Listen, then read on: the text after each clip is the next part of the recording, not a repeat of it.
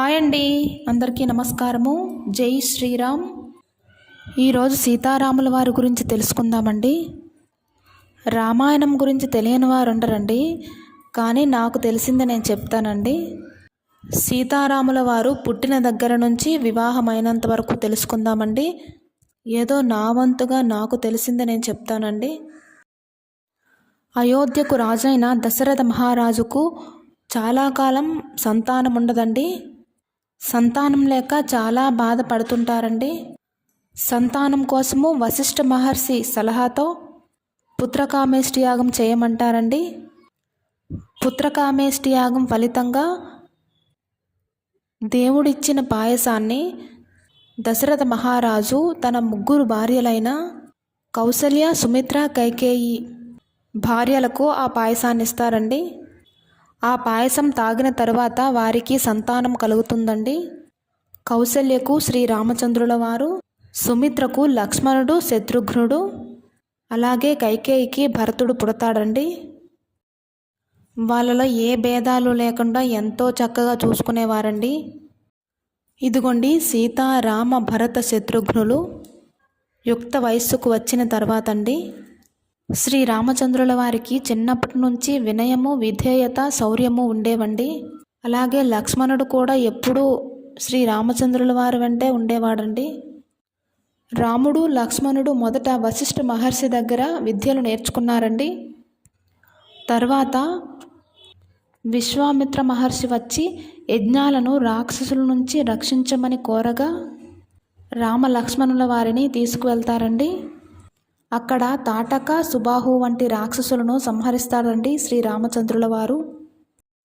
దేవేంద్రుడు గౌతమ మహర్షి భార్య అయిన అహల్యను ఇష్టపడి గౌతమ మహర్షి లేని సమయం చూసుకొని గౌతమ మహర్షిలా మారి అహల్య దగ్గరకు వస్తారు. అది తెలియని అహల్య తన భర్తే అనుకొని దేవేంద్రుని చూసి మోసపోతుంది.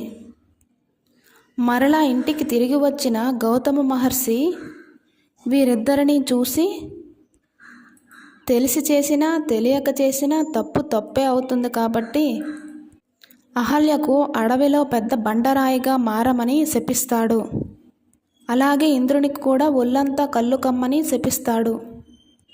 అహల్య తన భర్త అయిన గౌతమ మహర్షిని ప్రార్థిస్తూ తన శాపానికి ఉపశమనం కల్పించమని ప్రార్థిస్తుంది. అప్పుడు గౌతమ మహర్షి శ్రీరామచంద్రుల వారి కాలి స్పర్శ తగిలి రాతి నాతి అవుతుంది అని తన శాపానికి ఉపశమనం చెప్తాడు. అహల్య తిరిగి తన స్వరూపాన్ని పొందుతుంది. ఇది భగవంతుని కృప ఎంత గొప్పదో చూపిస్తుంది. శబరి గిరిజన మహిళ, గొప్ప భక్తురాలు. ఆమె గురువు అయిన మాతంగ మహర్షి ఒకరోజు అతను చనిపోయే ముందు శబరి దగ్గరకు వచ్చి నీ దగ్గరకు శ్రీరామచంద్రుల వారు వస్తారు అని చెప్తే ఆమె నమ్మి ఎన్నో సంవత్సరాలుగా అతని కోసము ఎదురు చూసింది. రోజు ఇంటిని శుభ్రం చేసుకొని ఆ తండ్రి ఎప్పుడు వస్తాడని ఎదురు చూస్తూ ఉండేది. ఒకరోజు శ్రీరామచంద్రుల వారు మాతంగ మహర్షి చెప్పినట్లు శబరి ఆశ్రమానికి వస్తారు. శబరి పండ్లను తింటూ తను ముందు పండ్లను రుచి చూసి ఒక్కొక్కటి ఆ శ్రీరామచంద్రుల వారికి ఇస్తుండేది. ఆమె తిన్న పళ్ళలో ఏదైతే తీయగా ఉందో దాన్ని చూసి కొరికి ఇచ్చేది ఆ తండ్రికి. ఆమె చేసింది తప్పే అయినా శ్రీరామచంద్రుల వారు ఆమె భక్తిని మెచ్చుకొని సంతోషించారు. ఎప్పుడైనా భక్తి ముఖ్యము, ఆచార్యం ముఖ్యం కాదని తెలుసుకోవాలి. ఈ విధంగా శబరికి మోక్షం లభించింది. ఇప్పుడు సీతమ్మ వారి పుట్టుకండి. మిథిలా నగరాధీశుడైన జనక మహారాజు ఒక యజ్ఞం కోసము భూమిని దున్నుతుండగా ఆ భూమిలో ఒక పెట్టెలో సీతమ్మ వారు చిన్న బాలిక రూపంలో కనిపించారండి. ఆమె భూమిలో నుంచి పుట్టింది కాబట్టి ఆమెకు భూమిజ అని పేరు కూడా ఉందండి. ఆమెను చూసి జనక మహారాజు ఎంతో సంతోషించారండి. ఆమె చిన్నప్పటి నుంచి వినయశీలురాలండి, ధర్మబద్ధంగా ఉండేదండి. ఆమె చిన్నప్పుడే శివధనస్సును ఎత్తిందండి. సీతమ్మ వారు శివధనస్సును ఎత్తగలిగింది కాబట్టే ఆ శివధనస్సును ఎవరైతే ఎత్తగలిగి విల్లు ఎక్కువ పెడతారో వారికే ఇచ్చి వివాహం చేస్తానని జనక మహారాజు గారు చెప్పారండి. ఇదిగోండి, సీత, ఊర్మిళ, మాండవి, శృతకీర్తి వీళ్ళ నలుగురు యుక్త వయస్సుకు వచ్చారండి. ఇప్పుడు శివ ధనుర్భంగం అండి. సీతాదేవి స్వయంవరం అండి. ఈ సీతాదేవి స్వయంవరానికి చుట్టుపక్కల ఎంతోమంది ఎన్నో రాజ్యాల రాజులు వచ్చారండి. లంకా నగరాధీశుడైన రావణాసురుడు కూడా వచ్చాడండి ఈ స్వయంవరానికి. అందరూ ఆ శివధనస్సును ఎత్తడానికి ఒక్కొక్కరుగా ప్రయత్నిస్తారండి. ఎవ్వరూ ఎత్తలేరండి, కనీసం కదపలేరండి అస్సలు ఆ శివధనస్సుని. చివరికి రావణాసురుడు కూడా ఎత్తలేరండి. అది ఎత్తబోయి తన చెయ్యి కింద నుండిపోతుందండి. రావణాసురుని చెయ్యి శివధనుస్సు కింద ఉంటుంటే అతను ఎంతో బాధపడుతుంటే అతని బాధ చూడలేక శ్రీ రామచంద్రుల వారు వచ్చి అతని చేతితో నెమ్మదిగా ఆ శివధనస్సును చెయ్యి ఇరుక్కున్న రావణాసురుల వారి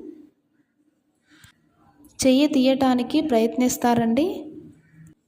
అప్పుడు శ్రీ రామచంద్రుల వారు శివధనస్సును ఎంతో అవలీలగా ఎత్తి వింటినారిని చుట్టి విల్లు ఎక్కువ పెడితే ఆ శివధనస్సు పెలపెల పెలపెల ధ్వనులు చేస్తూ ముక్కలవుతుందండి. అప్పుడు శ్రీ రామచంద్రుల వారు సీతామహాసాధ్విని ఒక్కసారి చూస్తారండి. సీతమ్మ వారు కూడా శ్రీ రామచంద్రుల వారిని అలా చూస్తుందండి. ఆ విధంగా ఇద్దరికీ కళ్యాణం అవుతుందండి. ఎంతో అంగరంగ వైభవంగా సీతారాముల వారి కళ్యాణం జరుగుతుందండి. శ్రీ రామచంద్రుల వారు సీతాదేవిని, లక్ష్మణుల వారు ఊర్మిళాదేవిని, భరతుడు మాండవిని, శత్రుఘ్నుడు శృతకీర్తిని వివాహం చేసుకుంటారండి. ఈ నలుగురు అన్నదమ్ములు ఒకేసారి వివాహం చేసుకుంటారండి. శ్రీ రామచంద్రుల వారు ధర్మానికి, సీతమ్మ వారు పవిత్రతకు చిహ్నమండి. వారి ఇరువురు వివాహము ఆదర్శ గృహస్థ జీవనానికి ఉదాహరణండి.